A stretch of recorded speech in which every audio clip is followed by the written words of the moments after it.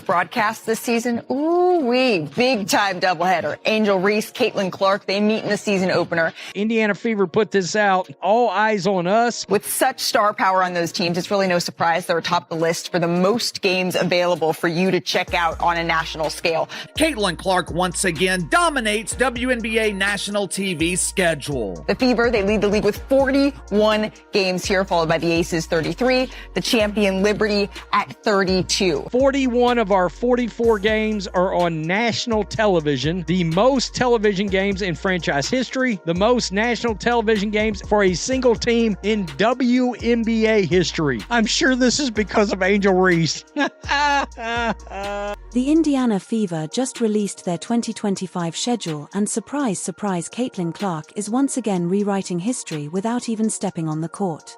The Liberty and Aces, they're going to clash here 3 times. All 3 of those are on ABC and ESPN. The Fever and the Sky, they meet 5 times. Caitlin Clark, the revamped Fever, they look to build on their success. If you thought last season was big, buckle up, because 41 out of 44 games will be nationally televised, smashing every record the WNBA has ever seen. Caitlin Clark draws massive viewership, and other teams don't. Caitlin Clark averaged about 1.2 million viewers per game, and the rest of the league about 400 to 500,000. And guess what? The haters are already in meltdown mode. Teams are scrambling to move their home games to bigger arenas. Networks are fighting over broadcasting rights, and the league is cashing in big time, all thanks to one player. Sigh, I miss the unrivaled already. They're mad. Caitlin Clark didn't play in that league. They want her out. They want you fans out of the league. Let's be real, Caitlin Clark is the WNBA. The numbers don't lie. She's selling out arenas, shattering TV ratings, and forcing the league to evolve in ways they never imagined. But as always, some people just can't handle the truth. One of the worst WNBA fans and one of CC's biggest haters is already complaining. They don't like the game of basketball at all. They just want to support Reese. I've said the majority of her fans are not Hoops fans. Oh, and did I mention Clark just set another record without even playing a game? Stick around, because this is huge. Let's get into it. The Caitlin Clark effect is no longer just a catchphrase, it's a full-blown revolution, and the WNBA just proved it yet again. 6 WNBA networks set ratings records this season, all Caitlin Clark. 23 WNBA games drew more than 1 million viewers. Clark played in 20 of them. Indiana Fever's 2025 schedule has dropped, and the numbers speak for themselves. 41 out of 44 games will be nationally televised, the most in franchise history, and the most for any single team in WNBA history. Give me Angel Reese, give me Caitlin Clark, because this has been box office, y'all. The young guns, the young stars have come to play. Angel at Unrivaled, training with Lisa, Leslie, and Caitlin. We all know that girl. She lives, breathes, eats, sleeps in the gym. So I am so excited to see that matchup, those two, because anytime they go up against each other, honestly, the whole world shuts down. Yep. Everything.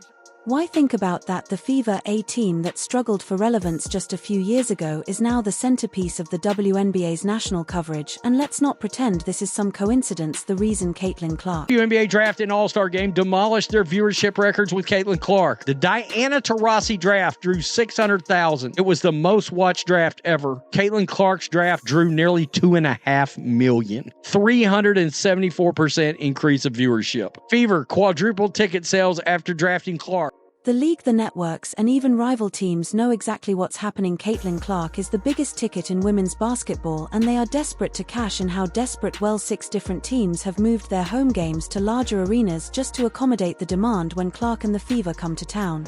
Caitlin Clark, the Indiana Fever schedule has come out. We now know how many national games they got. The Indiana Fever is America's team, but the old WNBA fans are furious over it. They're mad. They're crying. Let's break it down. Atlanta Dream moved a game to State Farm Arena, home of the Atlanta to Hawks. Chicago Sky moved 2 games to the United Center, home of the Bulls and Blackhawks. Connecticut Sun moved a game to TD Garden, home of the Boston Celtics. Dallas Wings moved a game to American Airlines Center, home of the Mavericks and Stars. Las Vegas Aces moved a game to T-Mobile Arena, home of the NHL's Golden Knights. Washington Mystics moved 2 games to CFG Bank Arena for extra capacity. Let that sink in. These teams aren't making moves for Angel Reese, they aren't upgrading for A.A. Wilson or Brianna Stewart. They're doing it for one reason: Caitlin Clark sells tickets.